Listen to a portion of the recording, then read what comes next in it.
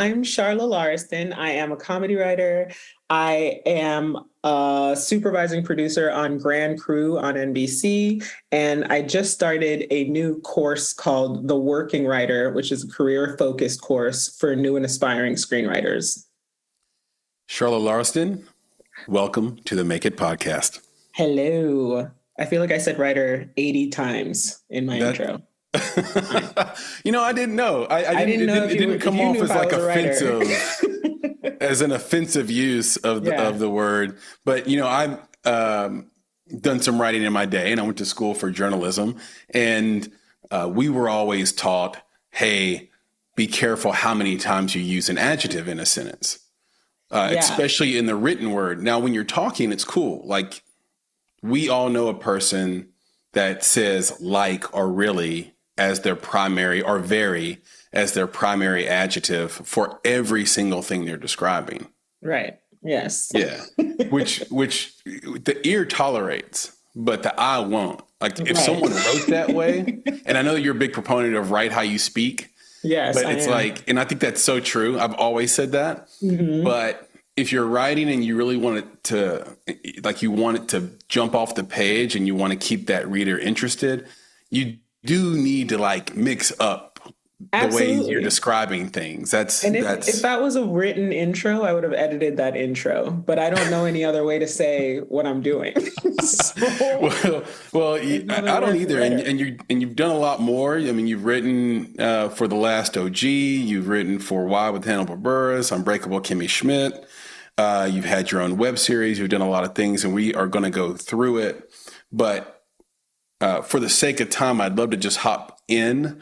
We are going to go all over the place in this interview, as we tend to do in the Make It podcast, and try to get sort of a living record of who you are as a person that's extremely evergreen. And I'd love to start at the beginning.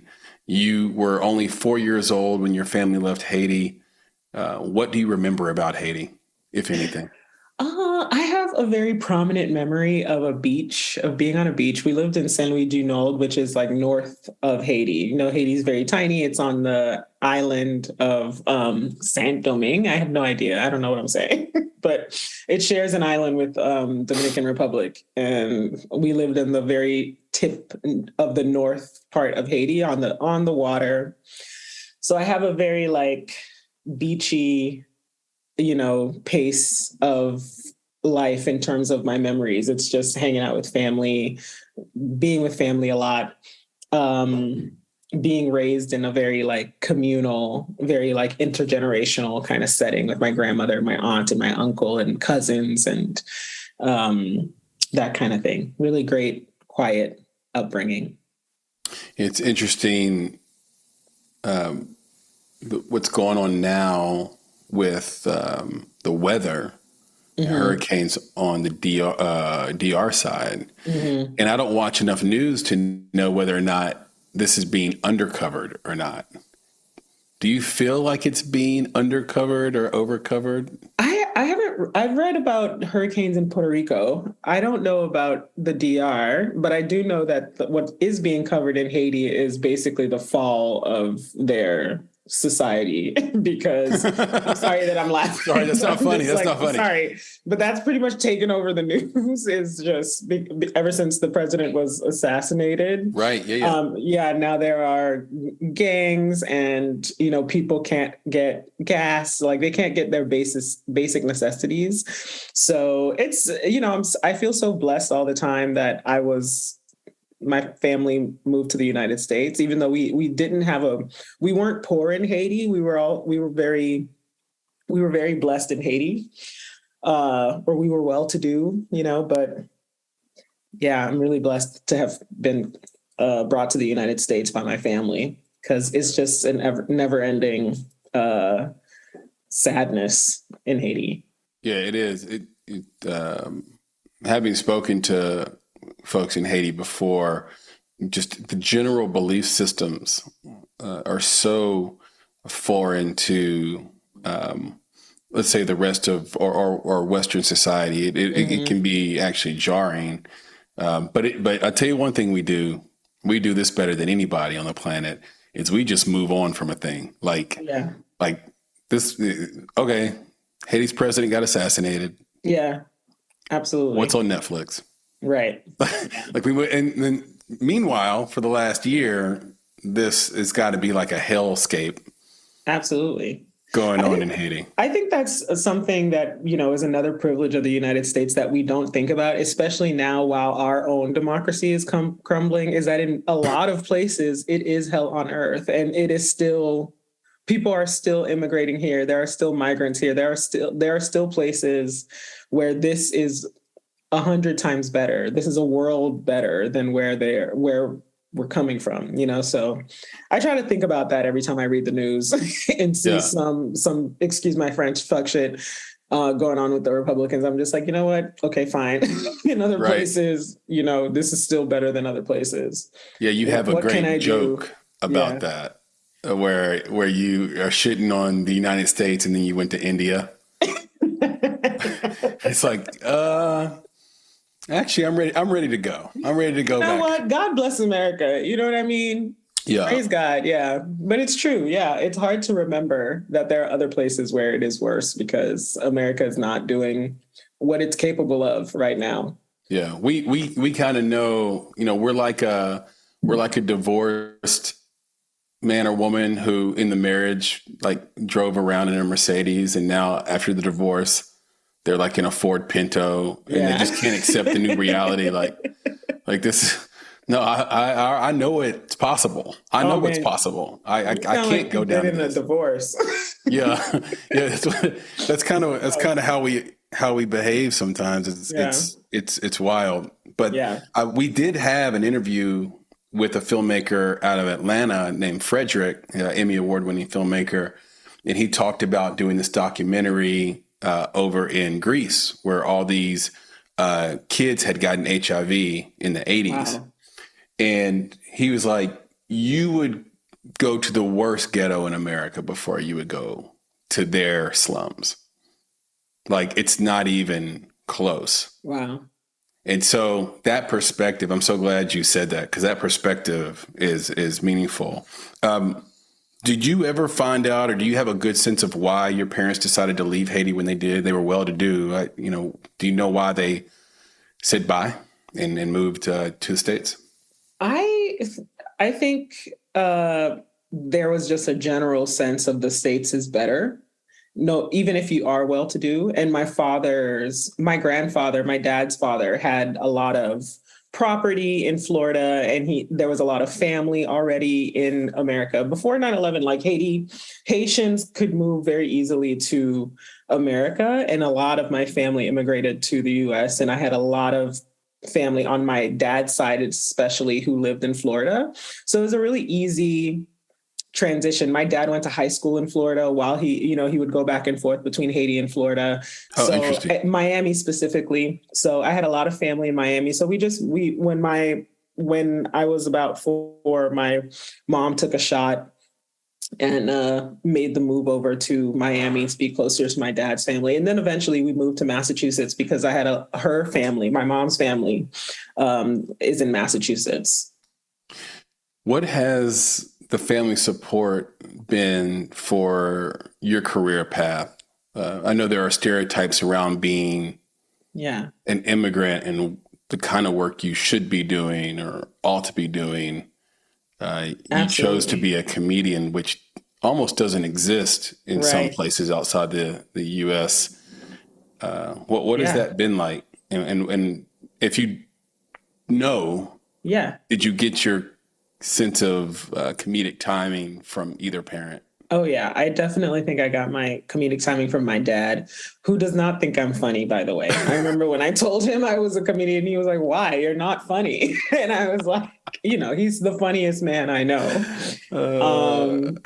He's such a performer. He's so goofy. He's so, he just is someone who makes fun of everything. Yeah. I think I get my seriousness from my mom. And I think I have a two-sided comedy brain, which one is like very absurd and just always looking at how absurd life is and how absurd cultures are and society is, and not taking it seriously because of that, not really respecting these rules that we create around ourselves for no reason. Yeah. I think that's how my dad kind of looks at the world. And then I have the other side of my brain, which is really my mom, which is completely humorless, just never really getting the joke. So I think it's created a very deadpan kind of comedy in me. And I would say that my parents have, I don't think my parents have any real reference for what I do. They don't know what I do. They're very concerned. They were very concerned at the beginning whether or not I had health insurance.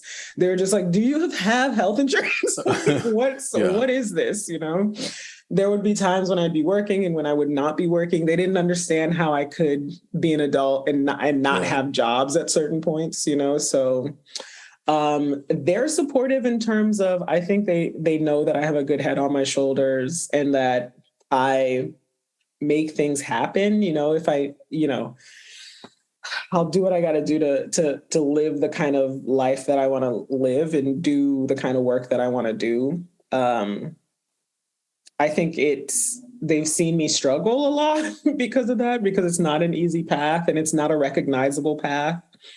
And also for it to be recognizable, you have to be like on TV. And a lot of times they're just like, you're not on TV, so I don't understand what you do. And my web series was still too sexual for my mom. My mom's very Christian and she just thought it was very sexual and that she didn't like that I swear in my stand-up and things like that. So either way, I think they know I'm very strong-willed. They generally support me. They know I'm not doing anything terrible, but I still don't think they have any real reference for what I do. It just doesn't exist. Yeah, and in your web series, Clinch Release, which is hilarious, and we'll talk about that later for sure. Genuinely funny. And you had people in that web series that we now know and love, people that are insecure, et cetera, that I saw in the series. So you were a pioneer.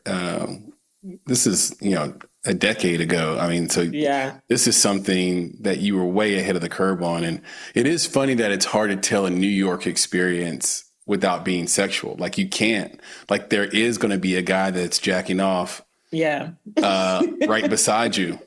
Yeah. Like you need to know how to deal with that in New York. And I thought the way you wrote that, because you wrote and directed, produced all this stuff, was perfect. It was like your friend in that particular episode was like, this is New York. You don't want to be like in a shitty town where, a person doesn't even have the freedom to pull their dick out. Like this is like, this is like what makes New York great. Yeah. I didn't direct that series and I love that people always think I did, but I had great directors helping me with that series. You know what? You're right. I have his name in my head right now and I didn't write it down, that directed a lot of them. Can you give?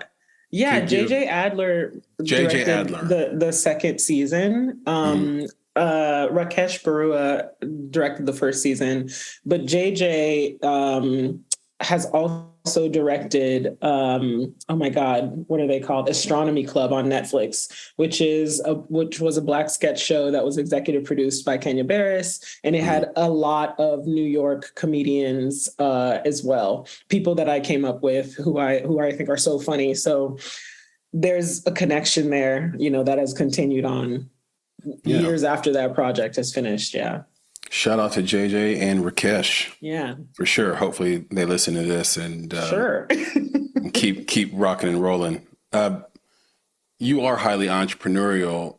Is there a moment that you can remember growing up where you just had made the definitive decision that you were going to live a creative life, for better or for worse? That's a really good question. I don't know if there was a definitive moment. I think there were many moments.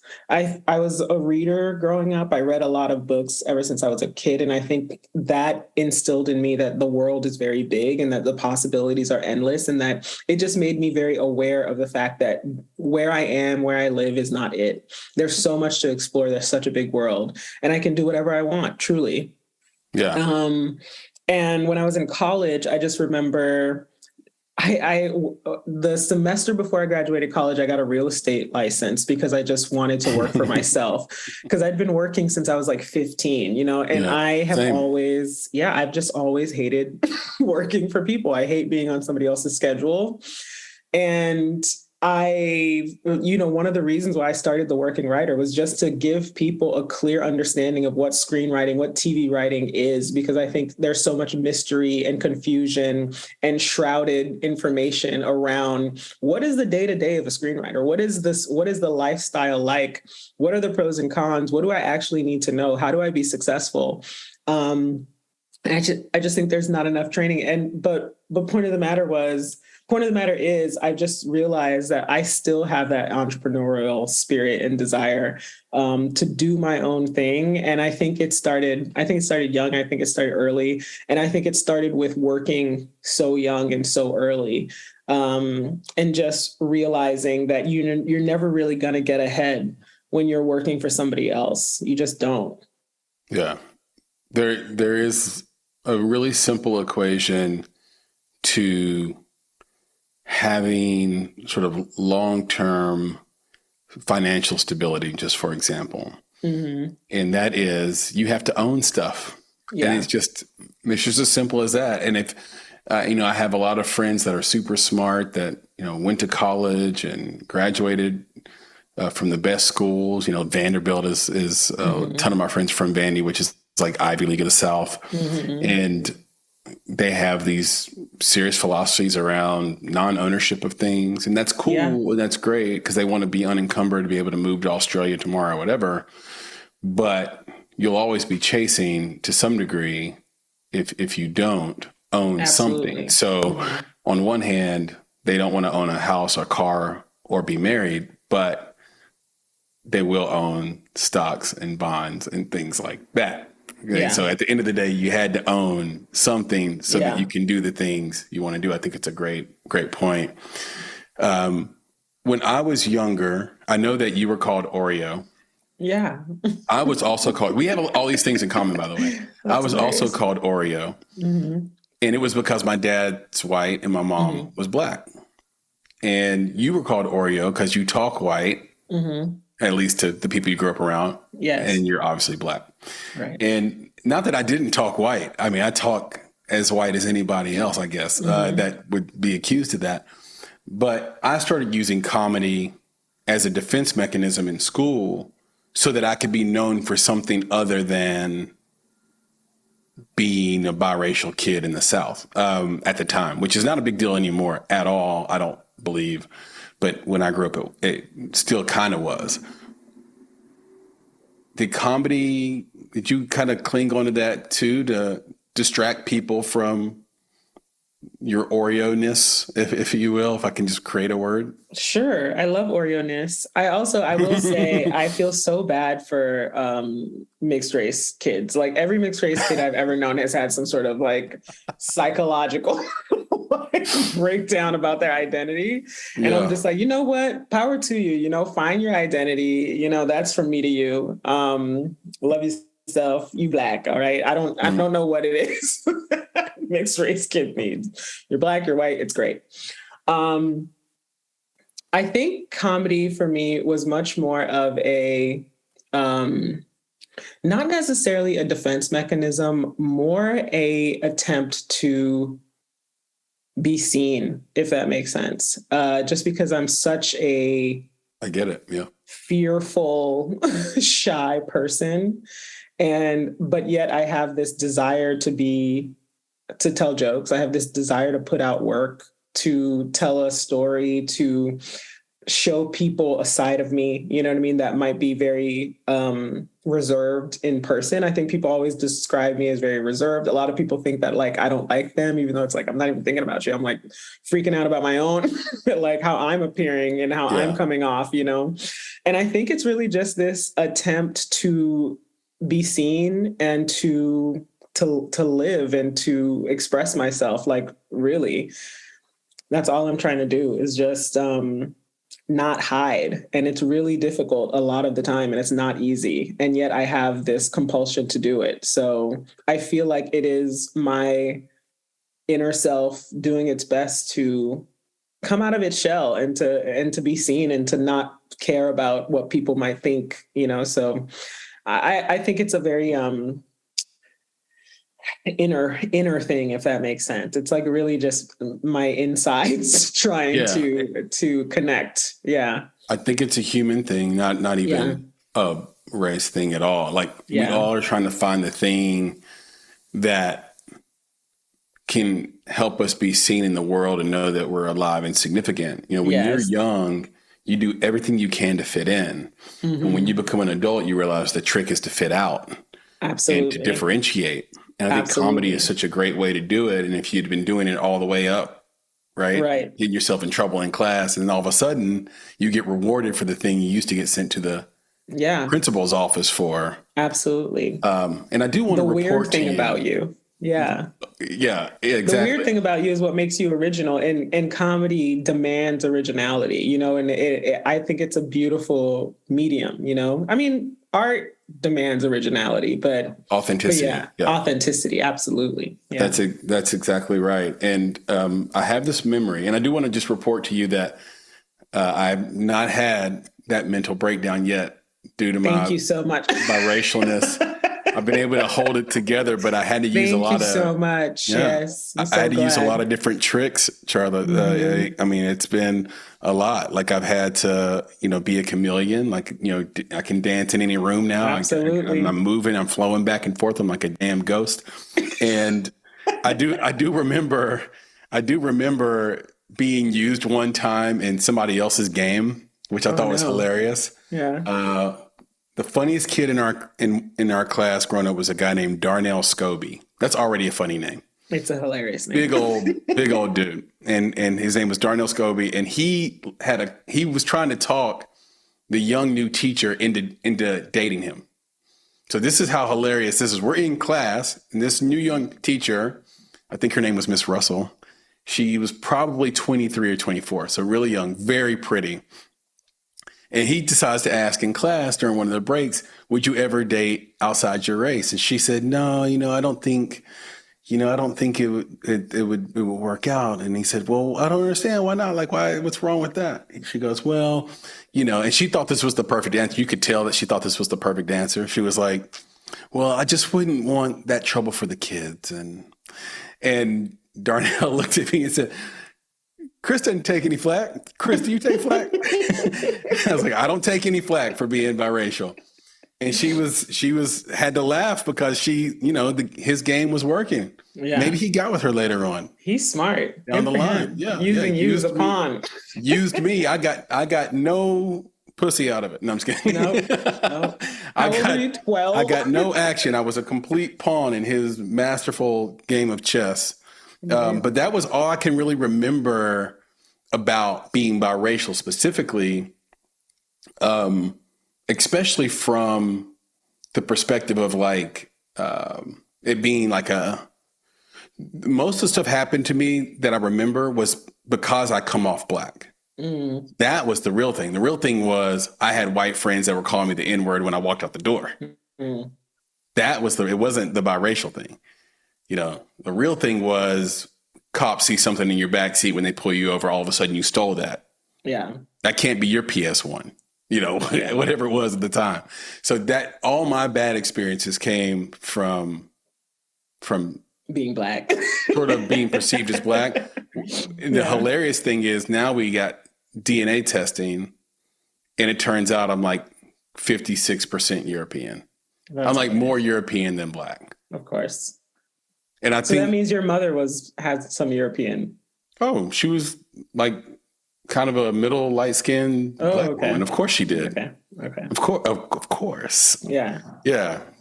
Listen, one of my great-grandfathers is a plantation owner. That's all I know. Yeah. That's and okay.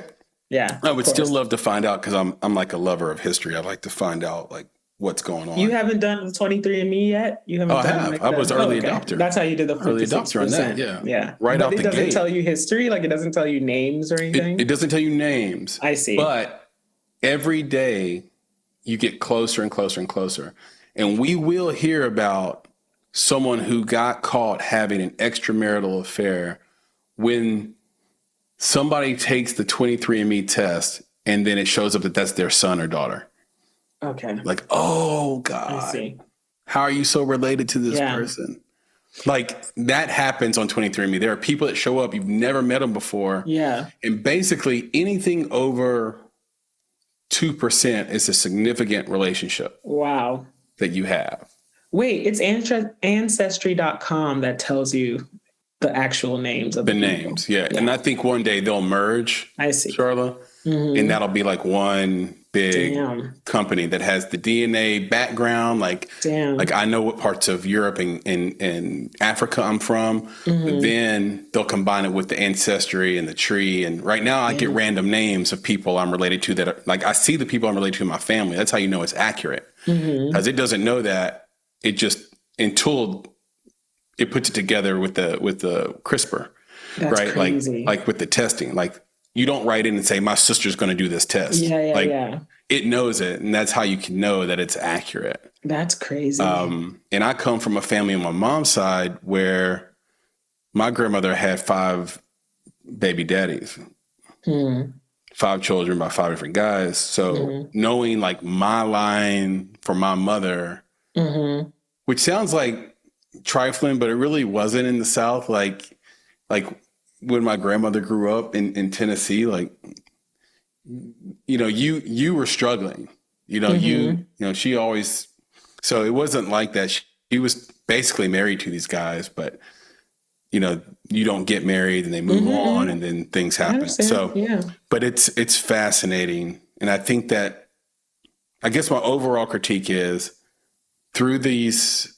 services like 23andMe and Ancestry, like you mentioned, it has the power to render all sort of racial conversations ridiculous. It does have that power. Because there are going to be a lot of people who think they're a lot of things and they find out they're not at all. Yeah. And they've staked their entire personality and life on it. Yeah. I mean, if they did any kind of sociology study at school at all, you know, you'd learn that race is a social construct in the first place, and we buy into it anyway. There it is. So it's never been real and quote unquote real. Yeah. I totally. Yeah. You are speaking my language directly. That is exactly my belief system, how I was raised and everything. And it's made my life so simple because I never wanted my skin color to be the first thing in the room. Good for you. I hate that idea that like the first thing that you should know about me and the first thing you should appreciate about me is the way I look. No, I'd rather you see my comedy first. Am I witty? Right. Am I funny? Absolutely. Am I smart? Am I, you know, all those kind of things. But I think to a degree we're very superficial as people anyway. But absolutely. You did grow up in Massachusetts. We talked about Florida, but you did make that move to Boston, and that made me immediately think of Patrice O'Neal. Absolutely. And Patrice is one of the best comics of all time. I think Elephant in the Room is up there with maybe the top 10 best comedic sets ever. Everybody should go watch. He's one of my absolute favorites, Patrice O'Neal. Okay. Absolute favorites. Well, he has this thing where he says, I know white people. Yeah. I grew up with white people, and it helped, I think, differentiate his comedy. And I was just wondering, can you relate to that? Like, did you grow up in Boston sort of help you find a different, unique voice for a Black female comedian, so to speak? That box they try to put you in, you know? Yeah. I mean, I don't know if I've found a different, unique voice, but I definitely understand exactly what Patrice means when he says, I know white people, because you feel so much like Massachusetts is so white. It's like terrifyingly white.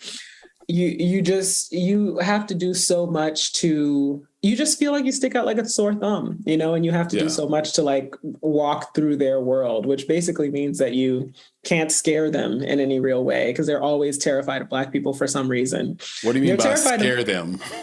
I think white people in general, you know, when you go to a really white place, like for instance, right now, my husband and I, we moved to Vancouver. And Vancouver is even whiter than Massachusetts somehow. I can't believe it.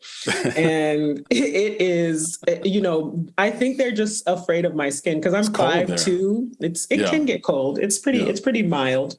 It's very Seattle weather, like rainy. Oh, yeah. In the wintertime. It doesn't really I never snow. know what to wear in Seattle. Yeah, exactly. Whatever you thought you were going to wear, it's wrong. It's wrong. It's going to rain most likely, but at a random time that you can't predict. But it is just fascinating because, places like Vancouver, places like Boston tout themselves as these very liberal, very welcoming places, and they just don't always live up to that.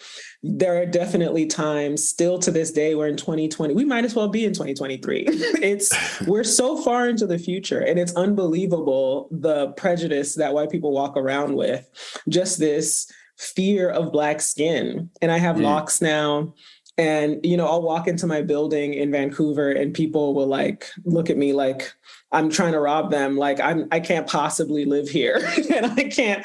Or if I walk into, a restaurant, I'm literally the only chocolate drop in this entire restaurant. You know what I mean? And they just look at you, and you're just so aware of the fact that your skin color is different because they are so aware and because they are so uncomfortable with your presence. And I've had to do so much to just make myself comfortable, and make myself belong and make myself feel welcome, because I don't think, even especially liberal white people, I think they're very, very unaware of their prejudice and of their own internalized racism and their assumptions about dark-skinned people. To me, it just seems like very old-timey, very ignorant, It just feels like such a anachronistic thing. It just seems like so out of place for the time that we live in, especially for how clearly racist America is in terms of now we have numbers. Now we've seen how people have voted. Now we've seen, how much downplaying it over the last hundreds of years, what the effects of downplaying racism and pretending like it doesn't exist. We're paying the consequences of that. I don't even know if that was your question, but Vancouver's white. It's white as fuck, and so is Boston, and it makes me uncomfortable. And you know what? Now I'm getting blacker and blacker every day, because now I'm just like, y'all not gonna make me uncomfortable. I'm over it. I'm very tired. I'm very tired. Hey, amen to that. Yeah, I think it is a mosaic. It's a conflation of a lot of different things that I think came out of the 90s and maybe even out of 9/11.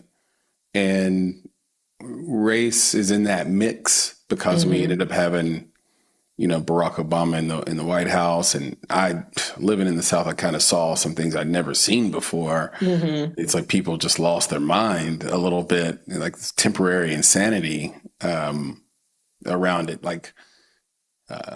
reverting back 200 years. Like the language wasn't even the same. I have this memory of being in a restaurant. I was in college at the time, and I remember being in a restaurant, and there was this group of really rednecky looking white guys. Looked like white guys that don't exist anymore, right? Like I'd never seen them before. Like these are guys, they're sitting way across the restaurant, and they just look like they came right out of the Civil War, just without the uniforms, right? So imagine that. And one guy with long, scraggly hair, and he's wearing a tank top, the kind that gets cut so low that you can see his rib cage. And he just slammed his fist on the table and said, "We cannot have Black blood in the White House." I was like, I can never imagine hearing a sentence like that in public. Right. In public. And I thought, oh, man. You know what? I think he actually said the N-word. He didn't say Black. Yeah, of course he did. I edited it for him. You're editing it. It's just like, there's no way he said Black blood. Yeah. And I thought about going over there, and then I thought, man, that's just an ass whooping for no reason, because it's 5 of them. It's 1 of me. I'm in school. I'm studying.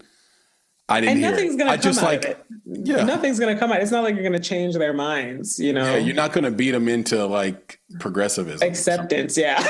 It's just like, nah, these people are lost and they should be gone. They need to go with the wind, but I think that it's a really, really interesting thing that's going on in the United States. All these people who denied that racism was a thing I actually think people have been living in a made up world the entire time. You know what I mean? Like the entire time when we've had police shootings and all these things, and people pretend like the Black person was doing something wrong, or there isn't something structural going on.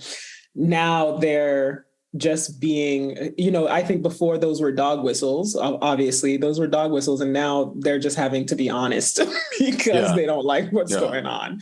And I'm just like, you've been bullshitting the whole time. Now it's just like, all right, now it's for once we're being real. Which and social media makes it at scale. So it makes it easier to see each incident. I do think it's a small contingency of people that yell loudly and get a lot of attention. Mm-hmm. That's why I think it's a mosaic, because at the same time all that was happening, there was a lot of documentaries about and a lot of movements around banking, around what government is doing, around what big pharma is doing, around what agriculture is doing, around sort of the patenting of seeds and putting farmers out of business. And so there is this giant sort of paranoia that was building up and sort of commingling with that presidency, and the outshoot of that was what we have now. So you have like deep distrust,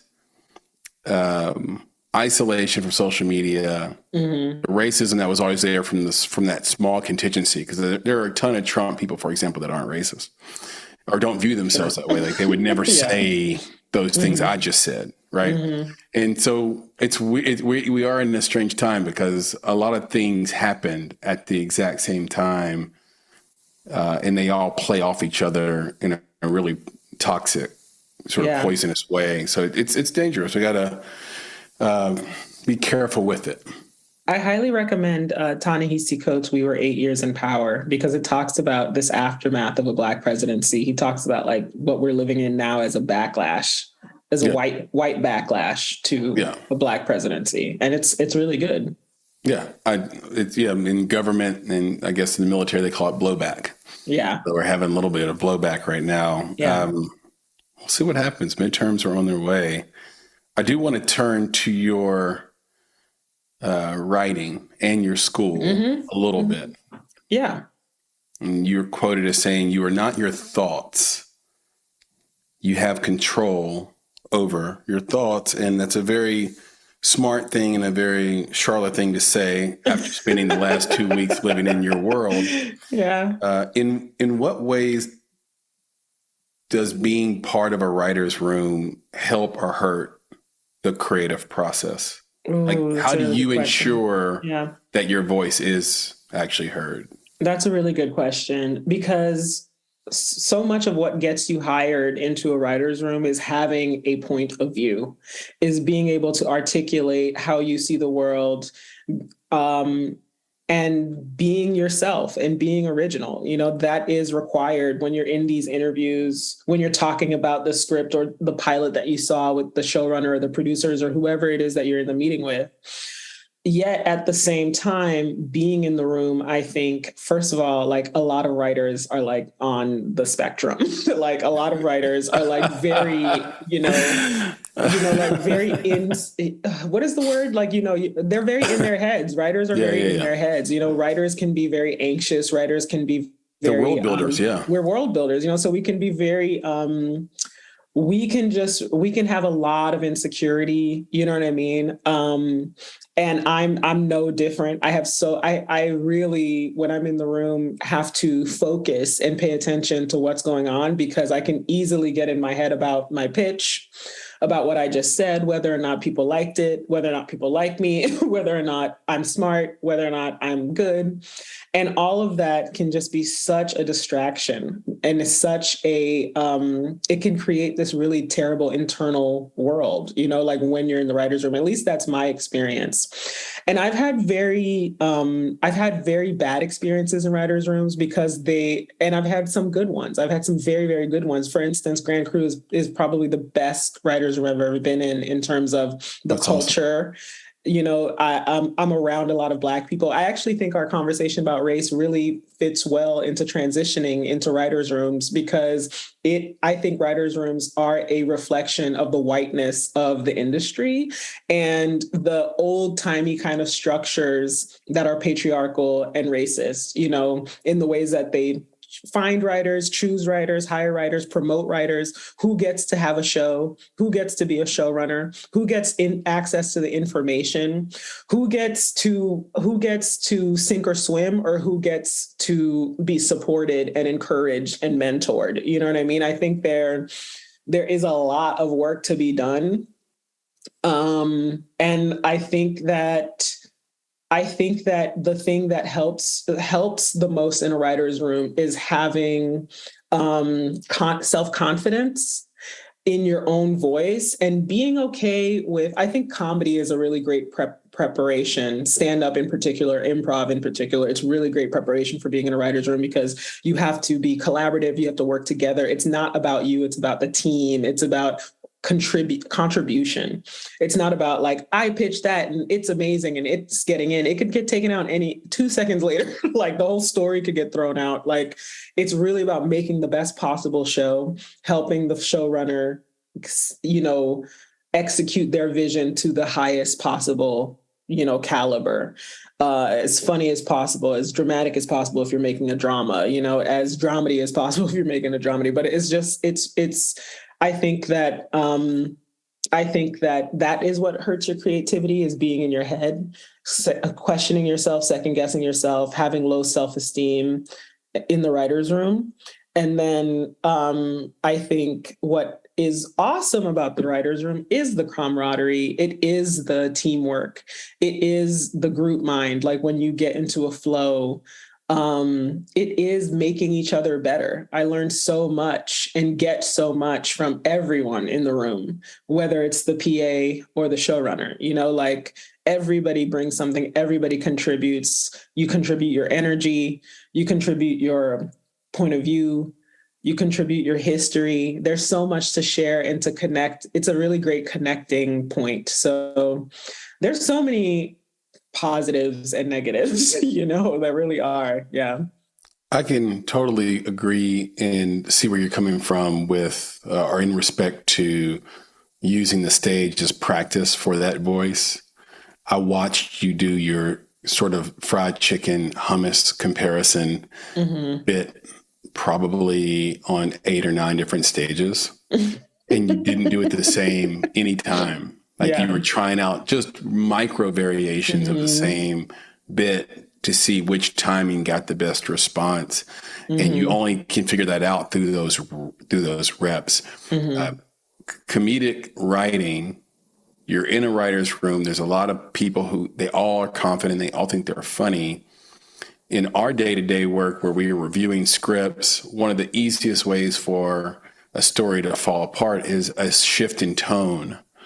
How do you ensure one comedic tone for the show to be great with all these comedic styles in the room? Or is that more on the showrunner to make sure everybody kind of has a similar style? I think it's both showrunner and time. Like I'm already noticing from the first season of Grand Crew to the second season of Grand Crew, this season it feels like we're nailing down what is funny about our show. And I think it takes comedy shows in general. A lot of people say like Parks and Rec wasn't funny until the second season, and like Seinfeld for sure wasn't funny. Yeah, exactly. So it's just like it just takes time to get it, to play with it and see it. And it also takes the showrunner having a vision and having a specific POV and taste, and like putting themselves into the show. I think our showrunner, Phil Augusta Jackson, he's so great. He just has such a clear, he's original. He knows what's funny about himself. He knows what he finds funny. He has a lot of fun putting himself into the show. And I think it comes across, and I think it comes across as original. Is there a process of elimination for jokes that make it into the show and don't? Like, is it thumbs up, thumbs down? Is there absolutely? It's like that's why I love comedy. Yeah, I love comedy because it's so democratic. It's like either funny or it's not. It either gets a laugh or it doesn't. And there's nowhere to get there's nowhere harder to get a laugh than in a room full of comedians. Which is antithetical to me. Yeah. No, because to me, people that are funny laugh easy. Yeah, no, we laugh all the time. But the joke has to, in order for it to make it into the script, I think it has to be clearly funnier than the previous joke that was pitched.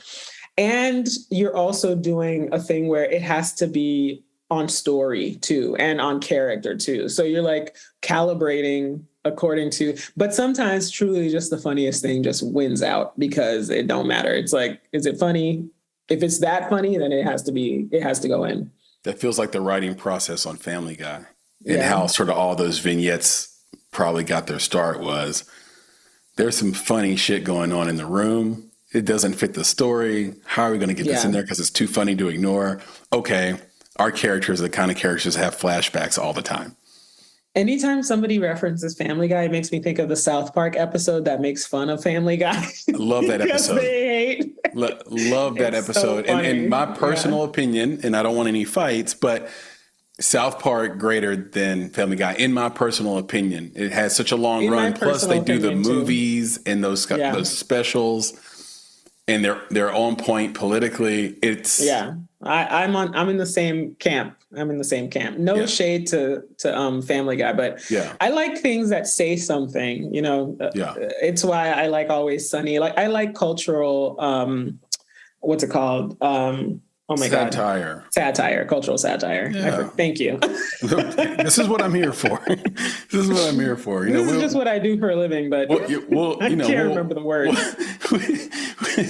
We'll drive this thing home together. Who's the funniest writer today, in your opinion? I think one of the funniest just passed away, unfortunately. I think Jack Knight was one of my favorite stand-ups. He wrote on You say Jack Knight? Jack Knight, yeah. He just passed away. He wrote on Big Mouth, and he's written on a bunch of other things, but as a stand-up, I thought he was so funny. I thought he was like the next Eddie. I thought he was like the next Eddie Murphy. I thought he was that funny. Wow. Yeah. Aside from Jack Knight, I mean, I'm just going by stand-ups. I definitely think Janelle James is super funny as a stand-up. I think there are so many, actually. I think Aparna Nancherla is one of my favorites. She hasn't come out with a special in a long time, but I think she talks about anxiety and depression. She's just like, she's speaking my language, you know, she's really making fun of all of the darkness. And I really love Aparna's comedy. I've loved it for a long time. The funniest writers or the best writers. Yeah. There's so much it's an interesting distinction, right? There's so much good stuff out. I'm like trying to think of like a show that I've watched recently. I mean, I watched This Fool on Hulu, Chris Estrada. I think that's like one of my favorite pilots I've seen in a long time. Well written, well acted, great story. There's just so many. I don't even know. Well, you gave us some homework right there. Yeah. Now I need to go check out This Fool. Yeah. I need to definitely check out Jack Knight, Janelle James. Absolutely. Mm-hmm. And there's probably so many others, but I appreciate that. I know it's a very difficult question to answer in your position. This one might be even more challenging, unfortunately. What is a joke that the second you heard it, you said, damn, I wish I wrote that? Fuck.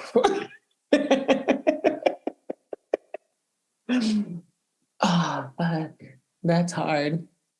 Damn.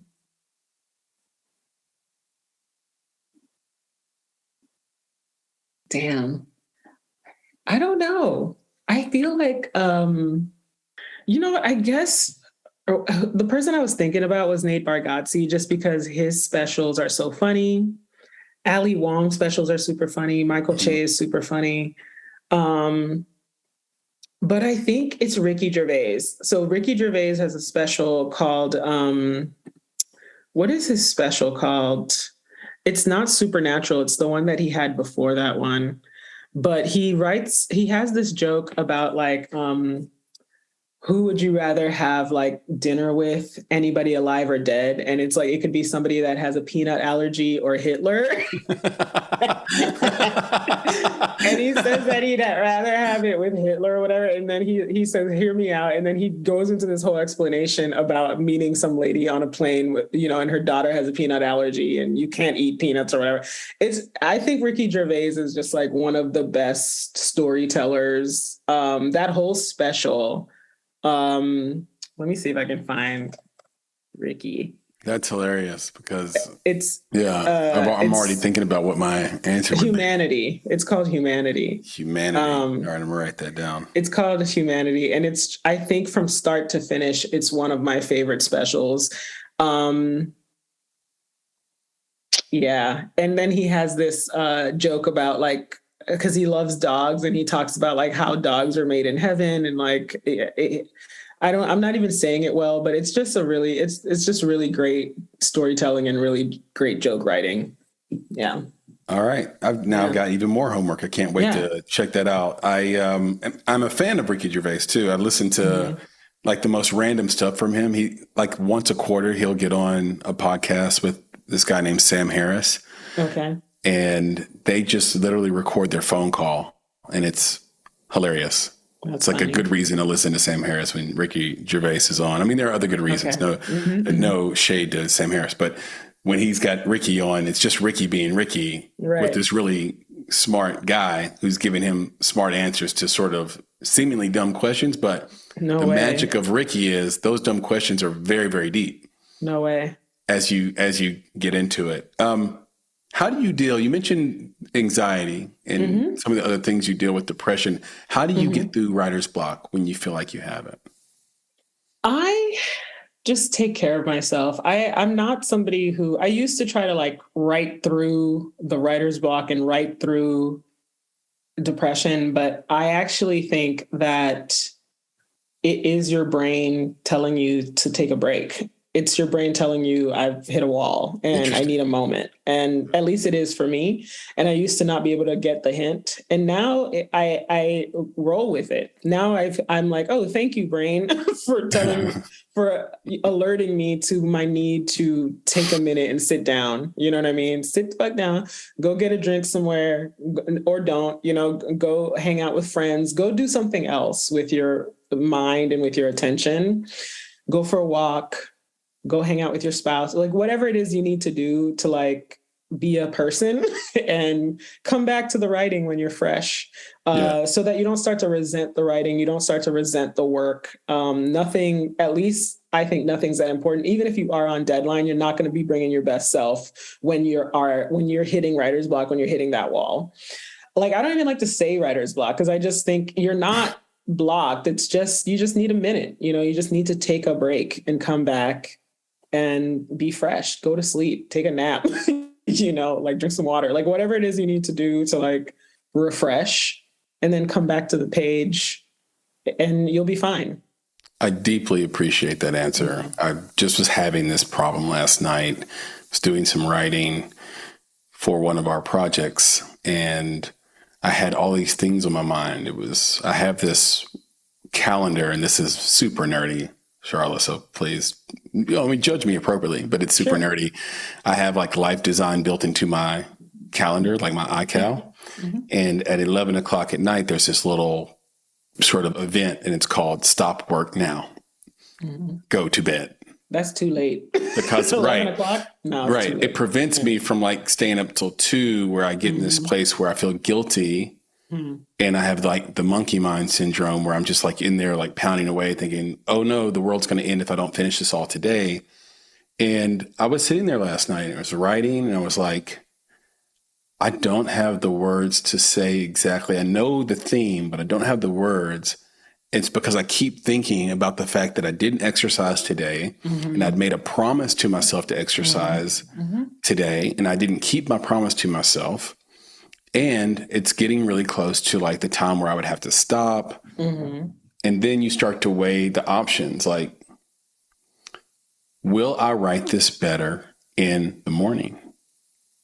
Or should I do it right now? And once you just ask yourself the question, the either or question, and when you weigh it, it's like, it becomes really obvious, just exactly what you said. So I left the office, put on my running shoes, took a jog for 30 minutes, got the workout in, shower, of course. Awesome. Talked to folks and went to bed. Nice. Woke up today, refreshed, ready to go. Know I'm going to write better. Nice. The world is not going to end, to your point, if you just take a little me time. But just, I would caution and just say, don't let me time turn into procrastination. Absolutely. Because we do tend to avoid things that bring us anxiety, stress, pain. We find all kinds of excuses why we're. Right. We don't want to do work, of course. That would be too hard. But I definitely think so. I had a really bad burnout at the end of 2019, and I talk about it a lot just because I feel like I had not heard anybody really talk about it, and I didn't understand what it was. I think like, so many of us are workaholics and we're all striving so much, and we completely ignore signals that our body is sending that you need a break. And I realized one of the most effective things to combating my burnout was taking structured, deliberate breaks. Because when I was taking a break, let's say my writer's room ended, now I have like possibly 3 to 6 months of time to myself. And I would spend that 3 to 6 months absolutely panicked about what my next job was going to be. I never had like, okay, I'm taking 1 week where I don't do anything, where I don't check email, where I don't talk to my manager and try to like, plot out the next 6 months to 2 years of my life. I'm just taking a break. And that I found has been the secret, is just deliberate, structured breaks and paying attention to when I need a break, because I think part of it is just like not trusting ourselves that we're going to work hard and like not wanting to disappoint ourselves. But whenever I have those feelings, I think back to everything I've already done. And I know that I will get back on track. I know that I will accomplish things. I know that I will get to where I want to get to, and that it'll be okay and that I don't need to stress.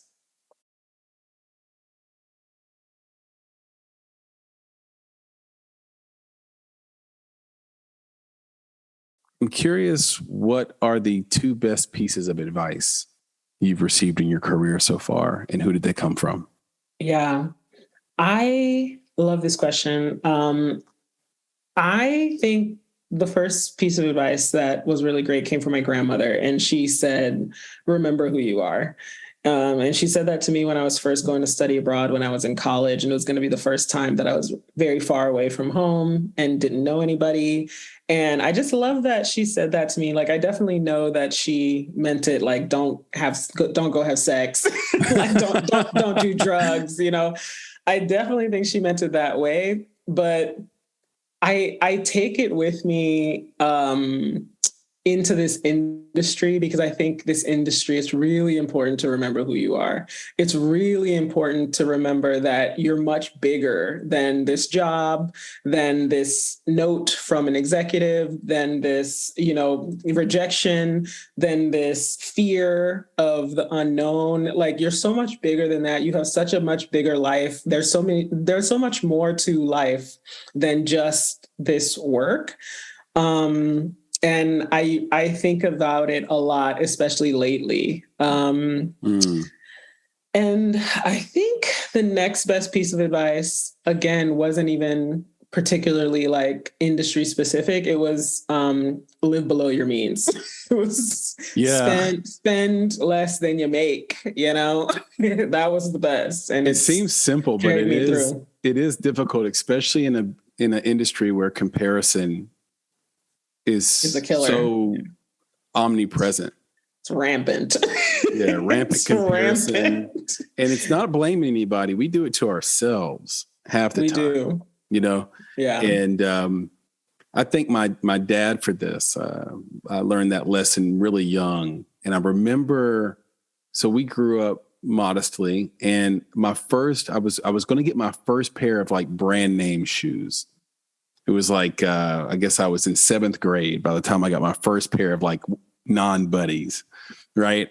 And there was this pair of Nikes, and I just been coveting them. I've just been looking like, I want these. And it's funny because they are green, and our company colors are green and our podcast is green. But anyway, they're kind of green and white, and they were like running shoes. They were like absolutely fire. I knew that my friends wanted them and liked them too. So that's all I needed to know. Right. And sure enough, Charlotte, I get there and they're just a little tight. And they don't have the neck size up. They're just a little tight. They don't have the neck size up. And I'm begging. I'm like, no, we got to get them. We got to get them because I already promised that I was going to come back with some shoes.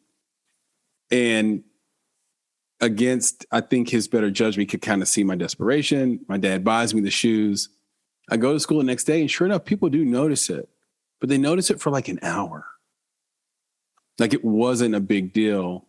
And I realized then that the comparison thing lives mostly in your mind. Like most people aren't paying attention to you at all.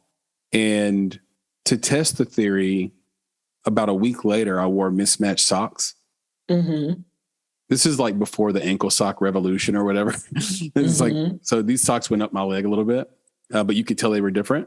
And not one person all school day in middle school, nonetheless, noticed that I had different socks on. That's how little people are actually paying attention to us or to yourself. And you convince yourself that everyone's watching your every move, and you think everything is about you. I'm still a little bit, I'll admit, I'm so glad I have Nick in my life because he is so disconnected from the bullshit.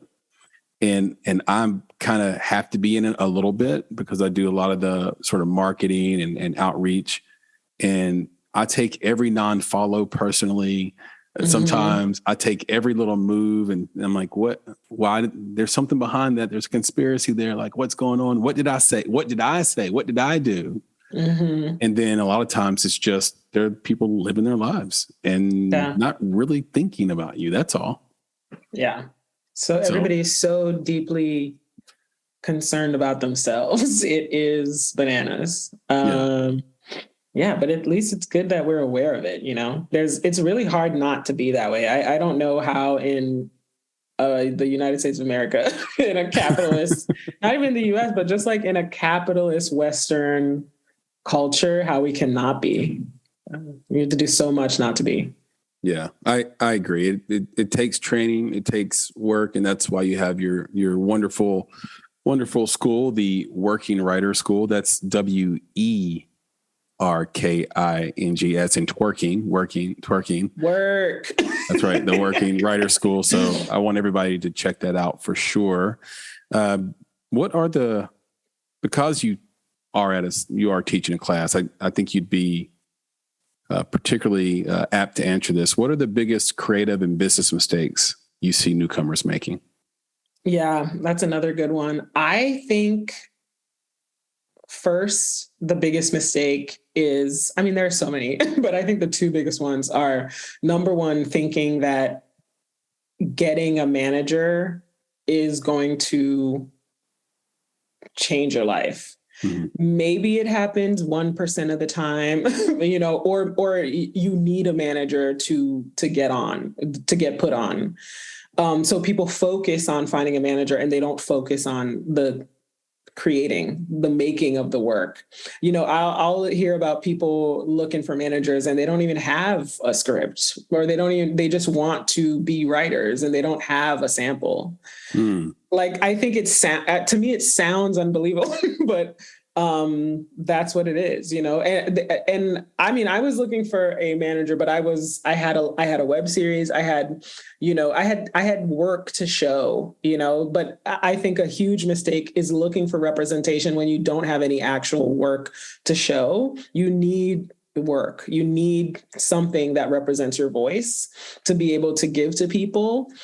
And I think it sounds super obvious, but some people don't think about it. They just think that I need a manager, I need reps, and that's how I'm going to get staffed or I'm going to get in a writer's room. I'm not saying that for like actors and other people, but if you are, looking to be a screenwriter, you have to have written something. And then I think the second mistake is thinking that meeting people and knowing people is more important than the work. Absolutely, you have to meet people, but you also have to make things. So it's like, I always tell people, they're like, what do I need to do? You need to meet people and you need to make things. It's both things. Because you can become a PA in a writer's room and work your way up. But eventually at some point, someone's going to ask to see your script. So you might as well just be working on one as you're making your way through the ranks.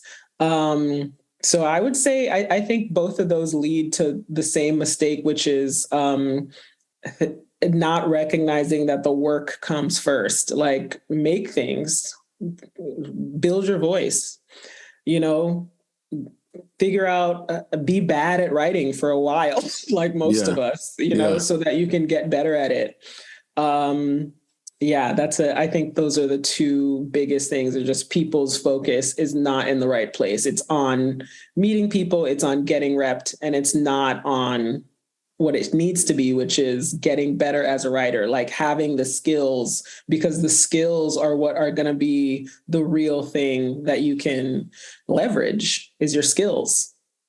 I totally agree. And speaking of bad writing, if I asked you or put you in a scenario where you had 1 month to teach someone how to get prepared for the comedic stage, what would be the first 3 things you teach them? Get on stage ASAP all the time in as many places as you can. I remember when I was doing so much stand-up and people would come up to me and ask me how to get started as a stand-up. And I'd ask, have you been to an open mic? And they had not been to their first open mic. To me, this is and I started asking that question because I would start giving people so much advice until I realized, they haven't even been to an open mic. And so it's just like putting the cart before the horse. Like I actually don't think you know the right questions to ask. You're not even asking the right questions if you haven't gone out and just done it. So the first piece of advice is go out and do it as much as possible and fail as much as possible. And the second piece of advice is to reframe your relationship with failure. Because people don't like to fail. They don't like to be bad at things. And I am number one. I'm such a perfectionist. I don't like for anybody to know that I've ever had a bad idea. You know what I mean? Like it's actually, when you think about it and when you talk about it, it's nuts. Our obsession with being perfect. Are you a Virgo? No, I'm a Libra. Okay. I think we're speaking the same language. Anyway, go ahead. Yeah. No, reframe your relationship with failure. Failure is the key to everything that you want. Like, failure is what is going to show you what you need. Success is great, but failure grows you up. It grows you. And success is not a measure of growth. Success is a result of growth, So it's like, well put. And I think the third thing is to unfortunately write, which is the hardest part. Like, I'm so lazy. We're all so lazy. I feel like, if anything, I'm like such a poster girl for like how you can be lazy and still get this work, because nobody wants to write. If you think that you're lazy, you have not seen anything yet. You know what I mean? Like, it's like, I'm lazy, sir. It's just like, but you have to write. You need, Chris Rock he says one time, you need jokes. You need jokes. And it's true. You need jokes. You got to write. So it's just like, get up as much as possible, fail as much as possible, write as much as possible. I love that. Thank you for recounting it for us. Everyone take heed. You've been so tremendously generous with your time. I have some speed round questions for you, and then we'll get you out of here. Mm-hmm. All right. You wrote an episode of The Last OG. Mm-hmm. Now, what people may or may not know is that each episode is named after a hip hop song.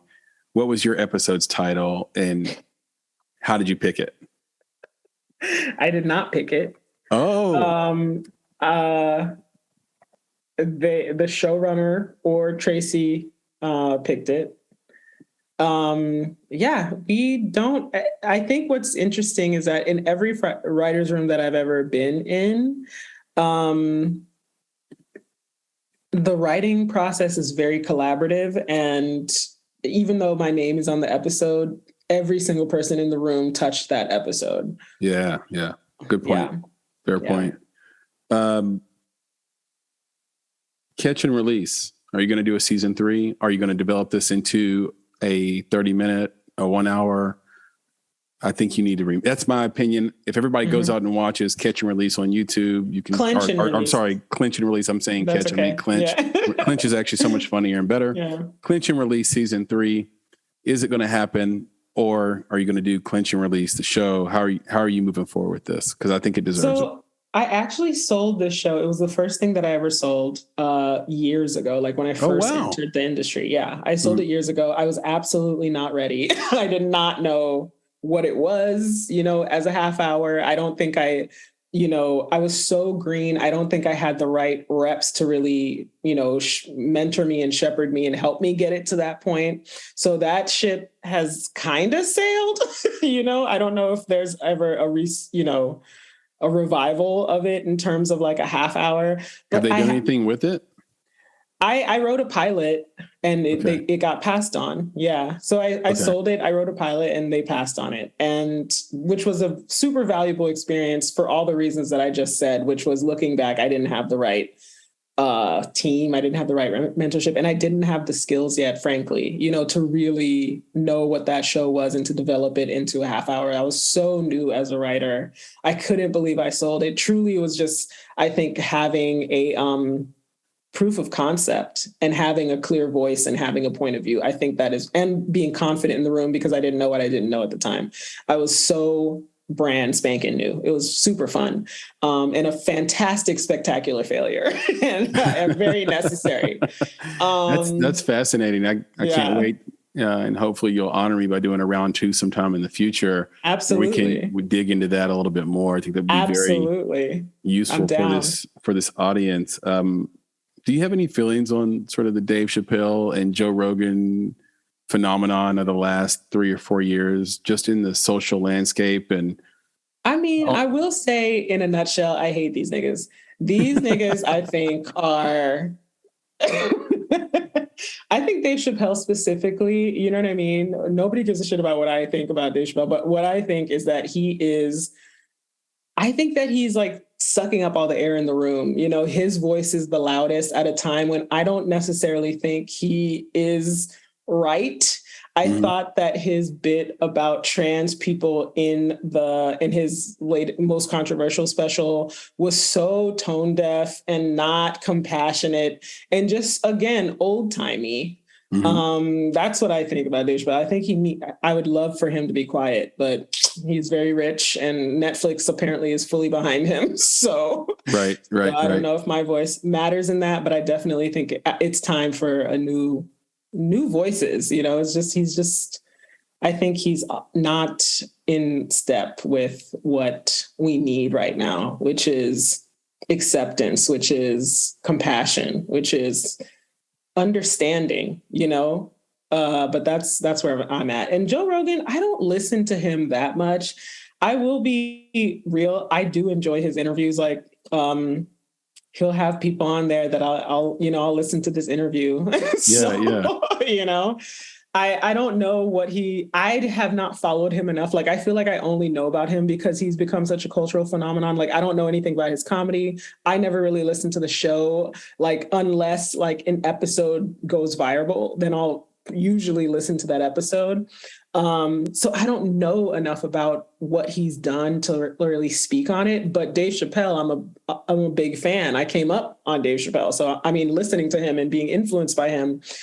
So I have more stakes in Dave Chappelle. Like, what Dave Chappelle does matters more to me. I think in general, it matters more to comedy as well, because I think there are a troupe of gang of comedians that are together that are saying, we are like the last bastion, the front line against, for freedom of speech. And once whatever powers that be topple us comedians, it's all over for everybody. And so they become very righteous about it. They have become very righteous. But the thing is, they're not even being, I think that they're not aware of how what they're saying is cloaked in homophobia, especially amongst Black men. There is homophobia. And I'm like, if we don't address the fact that there is a fragment of Black men who are very homophobic and who fear trans women, you know what I mean? And it's just, or feel threatened by it or feel whatever by it, whatever is going on. We got to address that first before we address the fact that, you know, any kind of freedom of speech is being, and I think it's both things. I absolutely think as a comedian that we need to be able to say things. We need to be able to have open conversations, but at the same time, don't cloak your homophobia in I'm being oppressed or whatever the fuck. It's just like, okay, you hate trans. I mean, that's how that bit came across, as if you don't see these people as human, you don't see these people as equal. I don't think that they're the same thing. Absolutely. Yeah. And you see that this medium we're on now, podcasting, has become a launch pad for new ideas and voices, specifically in comedy. It seems like every comedian has a podcast. Are you going to start a podcast in the future? So, any plans? Yeah, I have so many plans. I had a podcast called The Secret Lives of Black Women that I co-hosted with my friend, Lauren Domino. That was at Stitcher for 3 seasons. I absolutely loved doing that podcast. Stitcher ended up dropping our podcast, and I talked very openly about things getting bought and sold, not getting greenlit, because that is the process, you know. And then, you know, my friend Lover, she doesn't want to be on the microphone, which I totally understand. So I've just been thinking about other podcasts that I could do. I had another podcast in development at NPR that I decided that I didn't want to go forward with because it was during my burnout, and I realized I was just like working on fumes and I should just stop for a bit and be still. And now I'm just like, yeah, I'm thinking about other podcasts and what I could do. So I have ideas and things in the works. I'm not sure when they will happen, but it's out there. I can't believe you have a friend named Lover, and I also Lauren. I thought you said Lover. It's like I can't believe that, because I actually have a friend named Lover, and it's a guy, not a girl. That's ridiculous. Like, yeah. Well, his last name is High too. So that's High. So his name is Lover High. That doesn't make any sense. Yeah, and I played basketball with him, and so you have to always grunt on the court, you know, get your man Lover or whatever. Like, to say his name, it's like that old Cedric the Entertainer joke, or I can't be calling you delicious. I'm a grown ass man. So he puts us in a quandary, but I've known him for 20 years. Very, very nice guy. If you're listening to this, Lover, I do love you. You're an awesome guy, and probably a wonderful lover as well.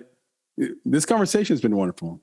Wonderful. Absolutely. Charla, this has been just a blast. And if you do go back into the podcasting space, please let me know. I would love to just know what's going on, be a part of it if I can. And in that spirit, can you let this audience know where they can find you on social media, find you on the internet, where they can see some of your work, any of that stuff? Absolutely. My only social media right now is YouTube, Charla Lauriston at YouTube. I also have a Pinterest account for the Werking Writer.